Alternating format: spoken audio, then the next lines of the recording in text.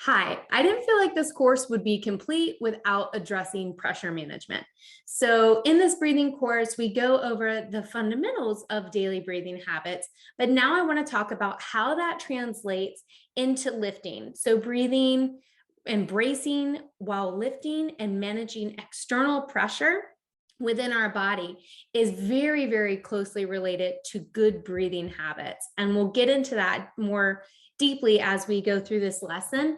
But what you need to know is that I'm going to be talking about not just breathing for exercise, but it's really important that you breathe correctly when you lift throughout the day.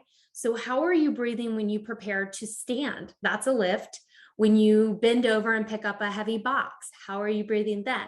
If you have children, if you pick up your children or your pet, your animal, maybe you're unloading groceries, how do you breathe, brace when you're doing those types of lifts? And to me, I think that is just as important, if not more important, to understand, to master breathing and bracing and lifting in our daily habits.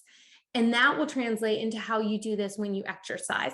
A lot of injuries can occur sometimes just when somebody's bending over and grabbing something. Ouch, they slip a disc, or they get a herniation in their belly, or they put a lot of pressure down on the pelvic floor. So these type of pressure management issues can occur just in those daily lifts and movements. So I want to make sure we are practicing it in that way. And then that will translate into your exercise program and how you lift when you deadlift and squat and do core exercises. So I don't think, again, that this breathing course is complete without at least bringing these topics to light, without having a small discussion around them. So if you're lifting anything throughout the day, which all of us do, or if you are starting exercise or you are big into exercise, this is going to be a really good lesson to go through. So let's get started. All right, so pressure management. If you haven't really heard of the term, we are going to be talking about this a lot. Pressure management is how we are going to keep ourselves safe. We're going to learn to manage pressure well. So when we think about the core, it's not just the rectus abdominis, the front abdominal muscles. It's not just this. It's not just the obliques. It's the deeper layer, the transverse abdominals, the pelvic floor. Then we get into the back, the QL, the psoas wraps around, the multifidi, all this here, this midsection between the ribs down to the pelvic floor is that centerpiece of the body. If this is strong, if we can create good pressure in this area, we're going to be stronger more distally in our arms and our legs. So managing that pressure is going to be really important. And injury will occur when there's tissues or organs inside the body that will protrude out of the weakest link in our canister. So how do we get weak links? How do we get, issues in this area? Let's think of it as a can. So here I have this picture, and these arrows on the outside of this can are the external load, the external forces, the lift, the resistance, if you're doing resistance training. This is where the load's coming from. And here is a nice full can. It has really good pressure inside. It's full. Okay, so there's a fullness here that's pushing out, creating stability for, let's say if it's your body, the spine and the core and the pelvic floor. You're creating stability internally to help from that external, to help protect you from that external load. So think of your core as a canister in that way. Now, if it was empty, did not have anything inside of it, did not have any air, and we'll talk about that, inside, pressing out, then it's going to be a little bit more easy to crush. It's going to leave you a little bit more open for pressure management injuries. So here you see this crushed can. If it's open, if there's holes in it, the weakest link in your midsection will be the one that has those tissue injuries. So we get this from poor posture. alignment, if you're born maybe with scoliosis or some type of alignment, an alignment issue in your hips, you're going to be set up for a little bit harder time to manage pressure. Not that it can't be done, you just have to be more conscious about it, because your can is not straight like this can. Your can might be curved to one direction or another. And so it's going to be harder for you to manage that pressure. Again, it can be done, but we really would want to be careful about how much external load we have, and match that external load with good internal pressure. So you can get this from muscle atrophy. So you can have a hard time managing pressure just because you're not exercising. I look at women a lot. So if you're working with women, or if you're a woman who's had a child, you lose, let's say, that core in the midsection separates. Well, this is going to make it harder for you to manage that pressure coming through the core. That's why we see so many injuries in the postpartum period for women, because they have a hard time rebuilding that connection in the core to provide intra-abdominal pressure. They have to retrain their breathing. Poor co-contraction. So some muscles are more turned on, some muscles are turned off, and it's not all contracting together. So that can happen too. And dysfunctional breathing patterns. Like we've gone over in this course, if you're breathing, from your mouth, super shallow with a paradoxical breathing pattern, maybe a reverse breathing pattern. So you inhale, you're here. You're not going to be able to create very good intra-abdominal pressure. You need to work on that inhale 360 degrees, create that intra-abdominal pressure to set yourself up for a really good, safe movement and lifting. So dysfunctional breathing patterns can really leave us at risk for injuries, especially if we start exercising with those dysfunctional breathing patterns. That's why we go over that in this course, is trying to just get our daily breathing habits good and secure and really functional before we move into exercise. And then injury or repetitive stress and overuse, this creates little tiny tears in our muscle and our connective tissue, and that can leave us, open for more pressure management problems. And a lot of this is going to be like herniations in the spine, the disc, abdominal separation, herniations in the abdominal area, the belly button, and pelvic floor dysfunction and pelvic floor injury. And that's where it starts, but it does translate down into our legs and our arms. So that's why this midsection is just so important to get right. And it starts with breathing. So to be strong, we want to create good intra-abdominal pressure. What is that? And then on top of the intra-abdominal pressure, we want to be able to stiffen, to brace in our core when we lift. And we want to be able to do that all at sometimes while breathing under a brace. So let's dive deeper into understanding this concept.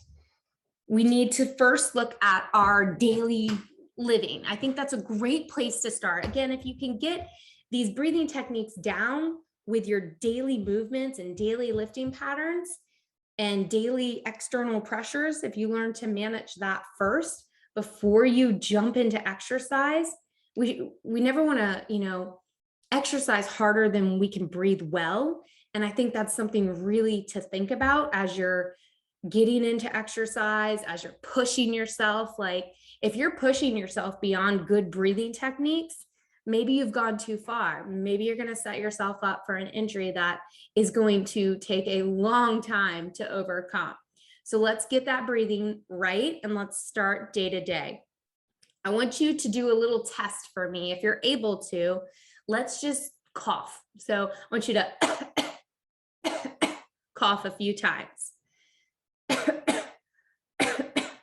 All right, so where did that pressure, because there was pressure created, where did that pressure go? Did it go out towards your stomach? Did it go down towards your pelvic floor?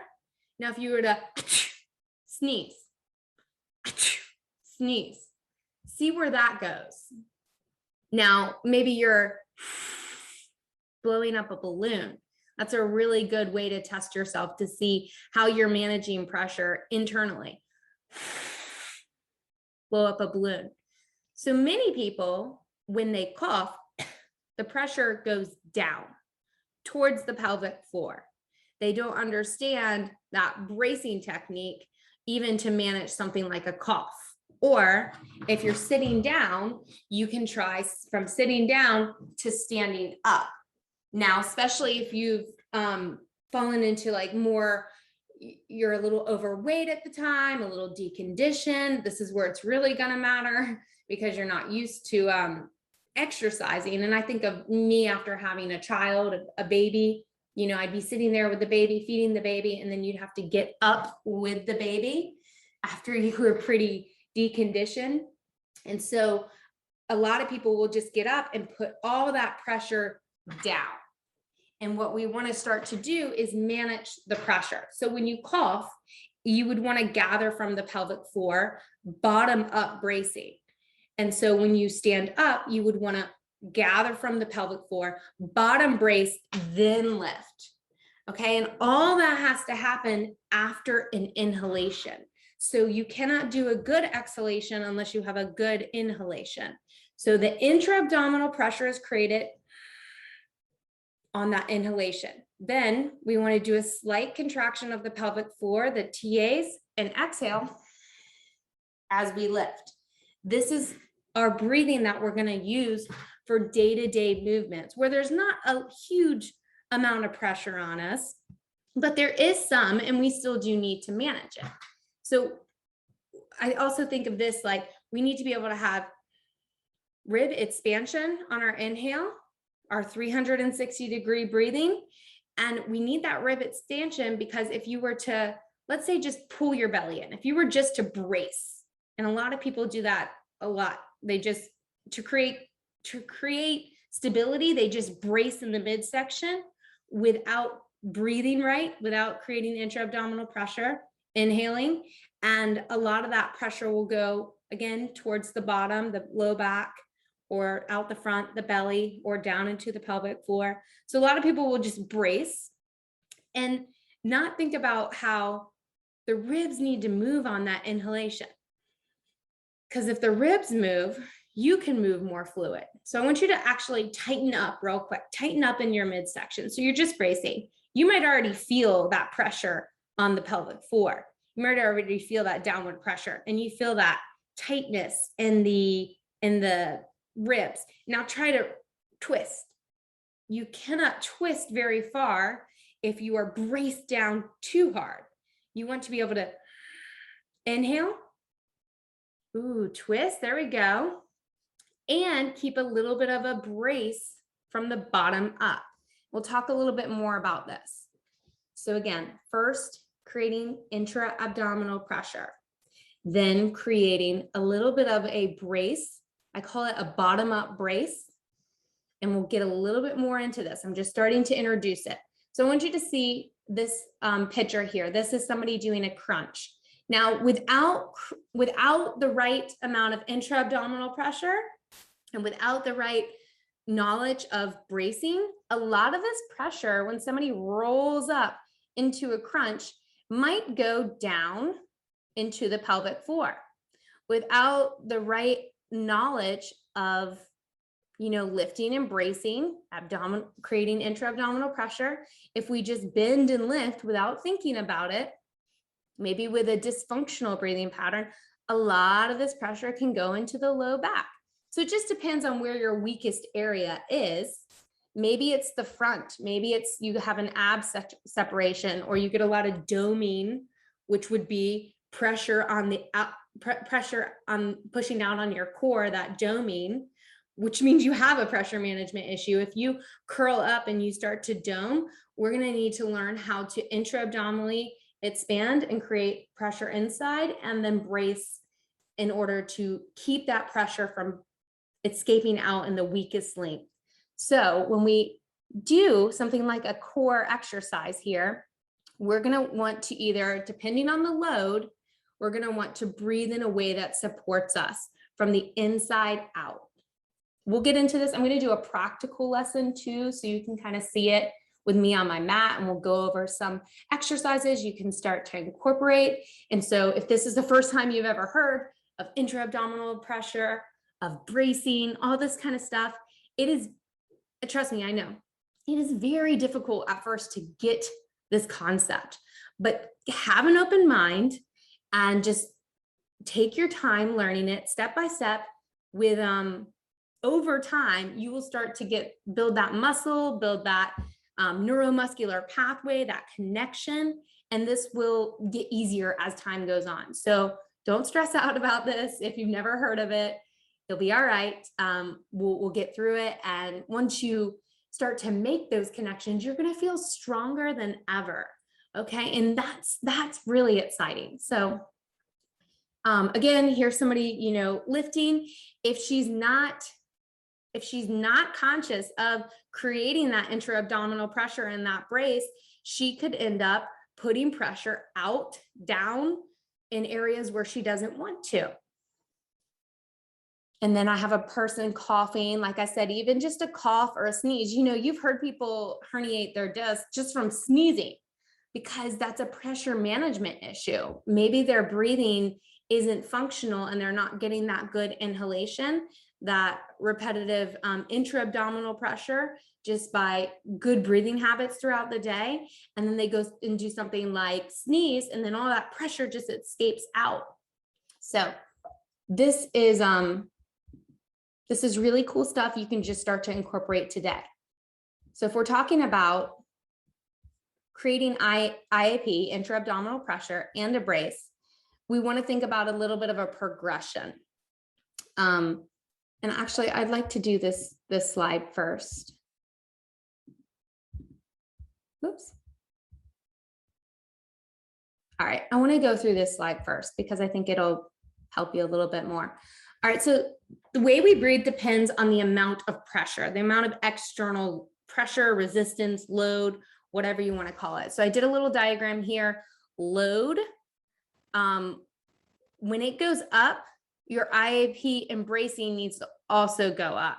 So things like walking around throughout the day isn't going to require a lot of intra-abdominal pressure, not much bracing. That's a low impact, low resistance type of exercise versus, you know, heavy lifting or lifting up a 30-pound kid or something like that is going to create a lot more load, and therefore we'll need a little bit stronger intra-abdominal pressure, a little better brace. So we want to match the load.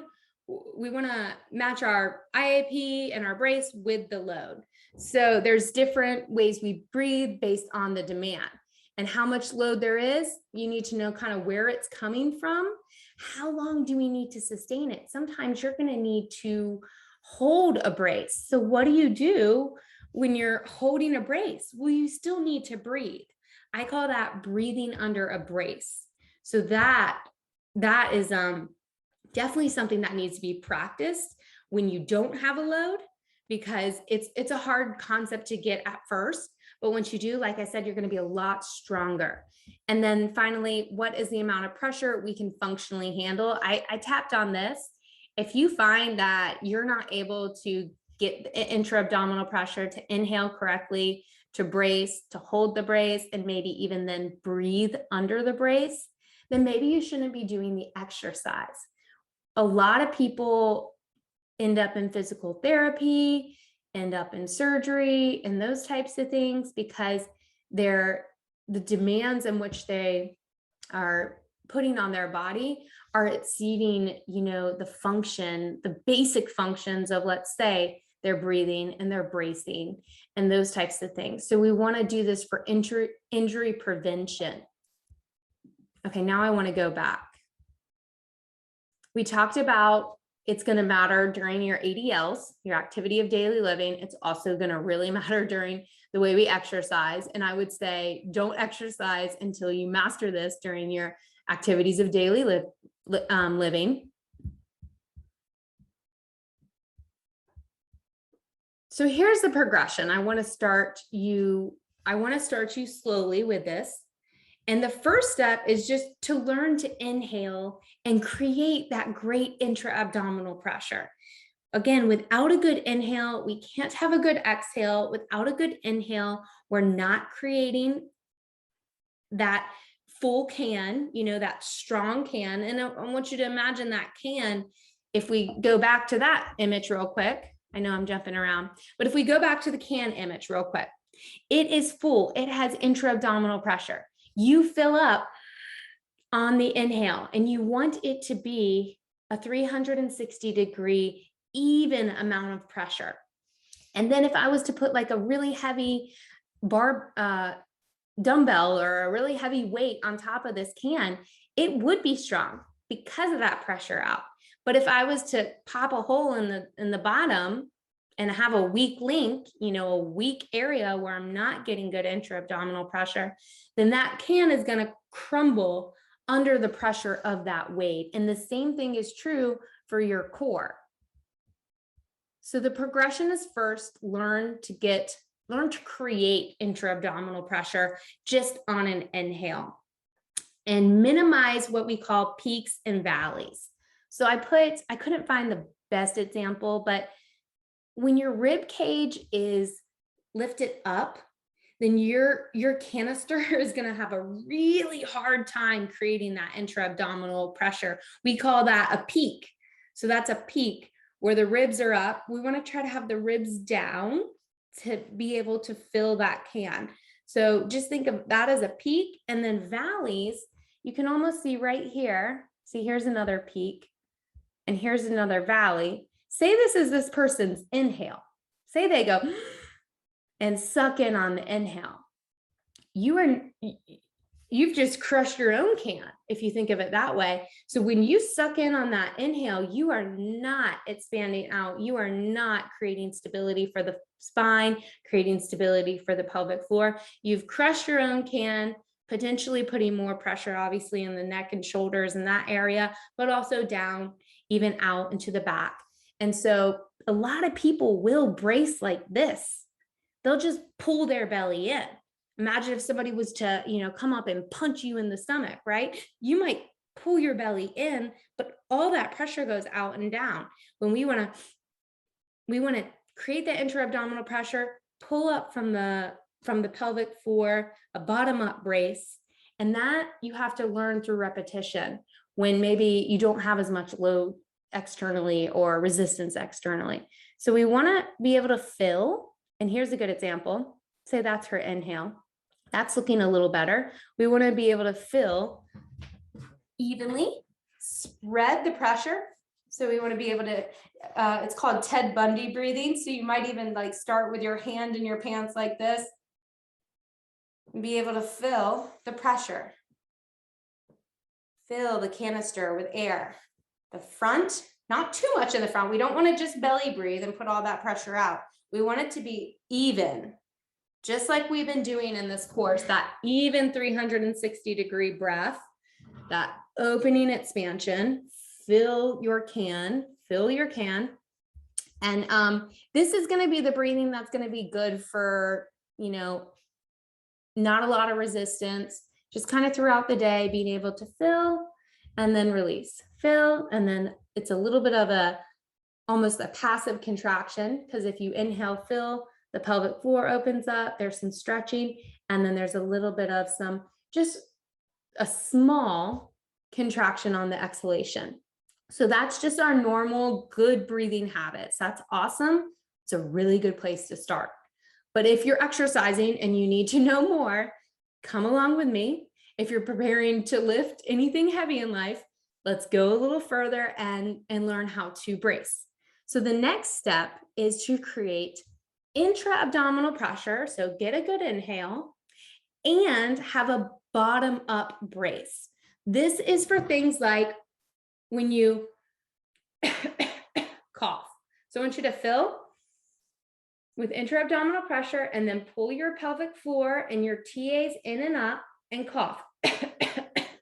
If you're a woman and you deal, or a man, and you deal with stress urinary incontinence, so leaking upon a sneeze or cough, this is a great thing to practice.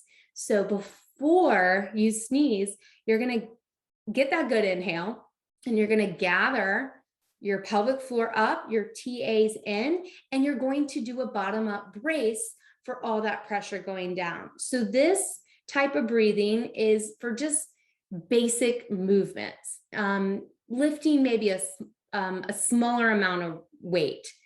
I would say even my kids right now, they're about 30 pounds. I'm going to use this breathing technique to lift my child. So if my child's on the ground, I'm going to create some intra-abdominal pressure. Then I'm going to pull the pelvic floor in and up as I exhale and lift. You've heard of this as inhale, lengthen. Okay. Exhale, contract. If you've done weightlifting, this is linking this breath, this inhale and this exhale with a good brace, because the exhale, we're going to prepare to lift a heavier load.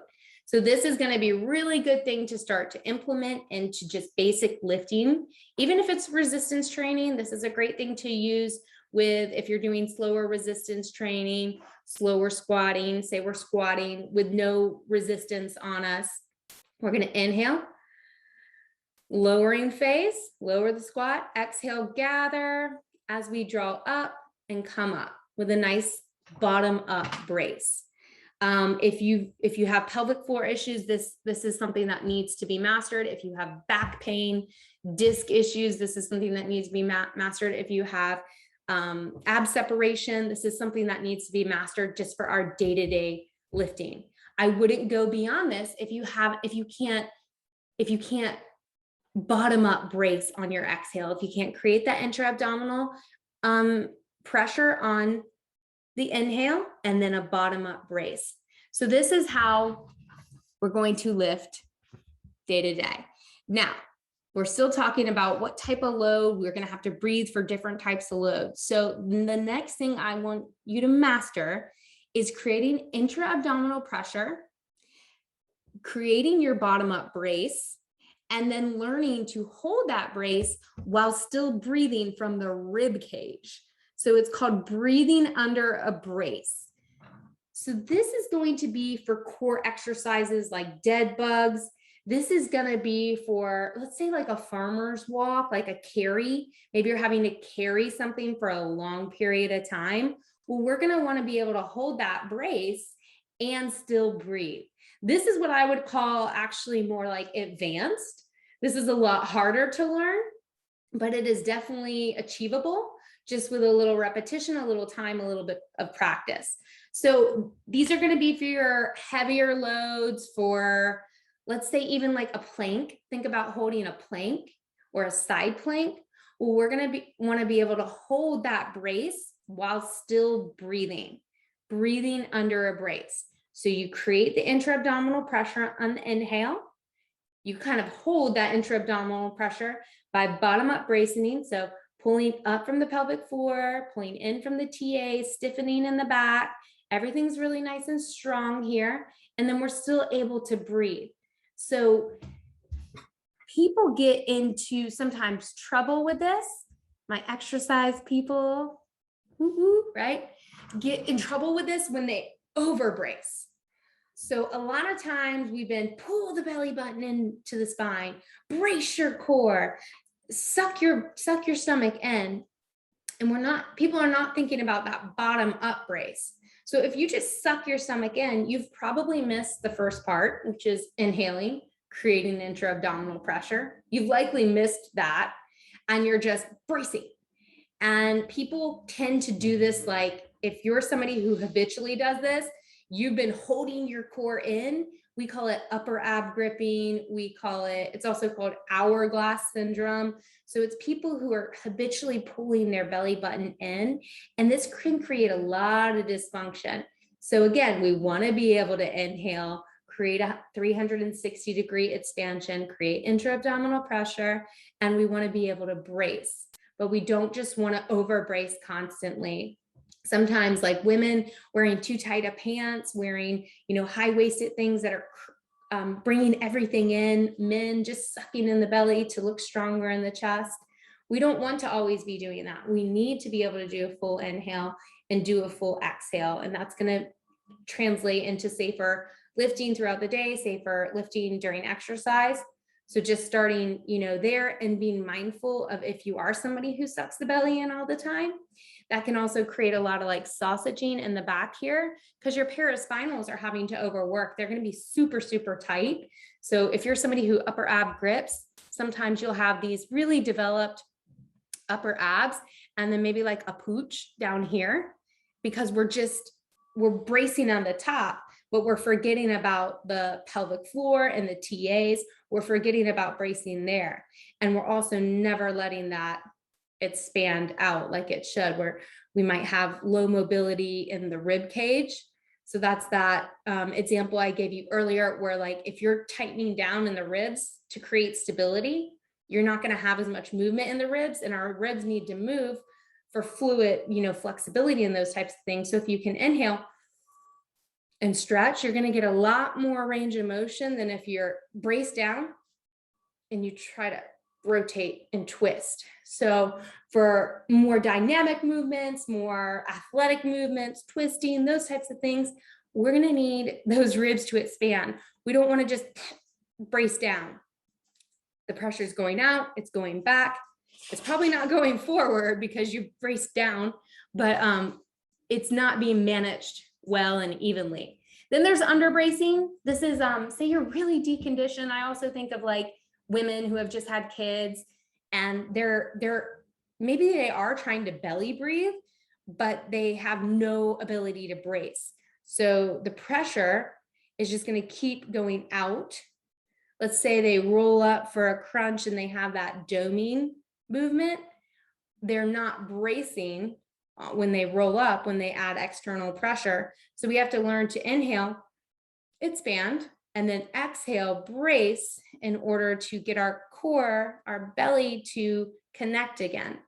So that applies over bracing and under bracing, two different things, both not good for good intra-abdominal pressure and good bracing. We need to be somewhere in the middle on our bracing. You don't want to just pull as tight as you can, and you don't want to be as relaxed as you can when you're lifting and exercising and those types of things. So we talked about this already. I like this example too, is that, sometimes we're going to need a lot of intra-abdominal pressure. It's going to be a heavy lift. If you are into heavy lifting, you probably understand this. Hopefully you do. And if you don't, I'd like you to start to understand it, that we're going to need a lot more intra-abdominal pressure for a heavy, heavy lift than we're going to need, if we're just walking throughout the day and those types of things. We've already touched on this a little bit, but I really want to break it down for you even more. I know this stuff is kind of hard to understand at first, but I have 4 different types of breathing patterns we're going to use dependent on the load, dependent on the amount of resistance. So our 360-degree diaphragmatic breathing is going to be at rest. It's very low demand, walking, cleaning, doing computer work, driving, those types of things. We're just going to be breathing, expanding our ribs laterally, expanding our belly a little bit, our sides, our back, our mid-back. We're just going to be expanding in this canister. And then when we relax, there's going to be a natural lift of the pelvic floor and a natural coming in of the midsection. Now, next would be our bottom up bracing. This is going to be for light to moderate intensities during movements like lifting, picking things up off the ground, getting up off the floor, standing up off of the couch, general resistance training, which is most of the population probably just stops right here, maybe goes a little further, but for most of your resistance training, this is going to be a really good way to protect your spine and your pelvic floor, is creating intra-abdominal pressure and then a small brace from the bottom up bracing for light to moderate things where you can almost match the movement with the breath. So a good example again is I'm just going to do, because I'm sitting down, but I'm just going to do those bicep curls. So I'm inhaling, creating that intra-abdominal pressure, exhaling, pelvic floor draws up, TAs draw up as I lift. Another example would be standing. So before I prepare to stand, I'm going to get that good inhale. Then I'm going to exhale. bottom up brace. Another example would be before I'm about to cough. I feel a cough come on. Instead of letting all that pressure travel down, I'm going to bottom up, brace, and protect myself with a decent brace for that amount of pressure. Sneezing, those types of things. Core exercises is a really good one to use. And then more stability for more isometric movements where we're going to have to be strong for a little bit longer. We're holding that movement for a little longer. We call that breathe, or I call it breathing under a brace. So we create intra-abdominal pressure, inhale, then we're going to pull up, bottom up brace. So pull up from the bottom, then stiffen in the middle, but we're still going to want to be able to breathe under that brace. So we're going to want to be able to hold the brace while breathing, and it's going to be laterally in our rib cage where we're going to try to get most of the breath. You're going to breathe a little bit in the chest too this way. This is not going to be something you're going to hopefully hold for a long time, especially when you're first starting. We practice this in movements like plank and side plank, dead bugs, marching, core exercises. You would use this in like a bear crawl, in a farmer's walk, carrying your kid. That's a good, daily representation of when you would want to hold a brace and actually have to be able to breathe underneath it. And this stuff needs to be practiced without resistance first. So like I said, I'm going to have a small video going over some of these exercises. I know this course is a basic breathing course, but I do feel like this could save a lot of people from some injuries if you just start to get these concepts as it pertains to not just breathing when you're relaxing or breathing throughout the day, but as it pertains to breathing when you're lifting and picking things up. So the final thing I'm going to bring up is the Valsalva maneuver. Now, this is something that you would want to take caution with.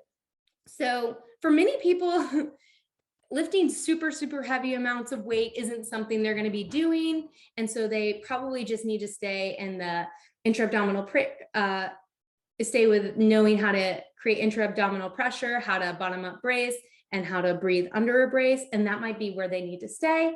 And that's awesome. But there are some people who are going to want to lift heavier, who are going, and there's going to be some times in your life when you're just going to have to lift heavy. You're just going to have to move something really heavy, and understanding the concepts of where we can create the most amount of intra-abdominal pressure is going to be helpful. So when we do this, it would be, think like Olympic lifters, people who are like professionally weightlifting. They're going to create intra-abdominal pressure, then they're going to stiffen, but they're going to hold their breath for that 1 rep max, for something 70-80% of their 1 rep max, heavier lifts where they're going to want to create intra-abdominal pressure, create that brace, and hold it without breathing. That's the Valsalva maneuver. They're going to keep themselves from breathing for a short period of time during the hardest part of the lift. And then as they draw up towards the end of the lift, then they'll exhale and then they'll reset. So they're not going one after another, after another, after another, because they're not going to protect their spine and they're not going to be as strong as they can be without that intra-abdominal pressure. They're likely going to reset in between each repetition to get that intra-abdominal pressure. So that is going to be more of a conditioned athlete type of way to breathe, but it does provide quite a bit of intra-abdominal pressure. Now, because you're holding your breath, your inhale increases your blood pressure, it increases your heart rate, your inhale increases that, and your exhale decreases it. So because you're holding your breath, and you're already exercising, you're going to have a higher blood pressure. And so that's why it's to be practiced, in a controlled setting. It's to be practiced if you're a healthy person, healthy individual who doesn't maybe have issues with blood pressure and those types of things. So that's definitely, I want to bring it up because there are people who are taking this course who are going to lift really, really heavy, and that's what they do. So I want to bring it up, but I also want to let you know there's a lot of reason why you shouldn't do it. And you just want to be mindful of the correct way to breathe and when you're going to need to use it. You're not going to want to use the Valsalva maneuver when you're just doing a crunch. The load is not heavy enough. You're not going to want to hold your breath when you're just lifting your kid to create some kind of stability. No, that's not gonna help you out. It's actually gonna make things worse. So there's people who will just hold their breath and almost do this maneuver when it's not needed. But there are times when you are going to lift so heavy, especially if you're in this trained athlete world, that you're going to need to know how to do this and do it safely, but you're also going to need to slow things down and reset the breath with each repetition in order to do it correctly. So that's where I want to go with that. I hope I didn't overwhelm anybody with this concept. I hope it's helpful and you can start to just use it with those small things like coughing and standing up, starting to learn that intra-abdominal pressure, good inhale, and that bottom up brace, and just start there. Start to add it in day to day. So wrapping up, I mentioned this, people are lifting heavier than they can breathe functionally. I truly, truly believe that. I believe it starts with your day-to-day breathing habits and just starting there like we're doing in this breathing course. Intra-abdominal pressure, bottom up breathing, breathing under a brace. It's all going to be difficult if it's new to you. That's okay. That's all right. We want to learn it. We want to have that foundation, that really strong midsection, that proper canister, you know, the pressure inside. We don't want to have a canister that has no intra-abdominal pressure and we can just crush it, you know, and it crushes under any type of resistance. We want to be able to fill, to brace, and be strong in our day-to-day life and as we exercise. This will prevent injuries and it'll, again, make you stronger, which is awesome. And then finally, many people just overlook these breathing techniques. Let me know in the comments, send me some feedback, and let me know if this is like the first time you've ever heard of this. And then explore it more. Start to implement the things I'm going to show you in the next lesson and the things that we've learned in this presentation into your day-to-day breathing, lifting, and eventually your exercise. All right. So thank you so much, and I'll see you guys on the next lesson. Bye.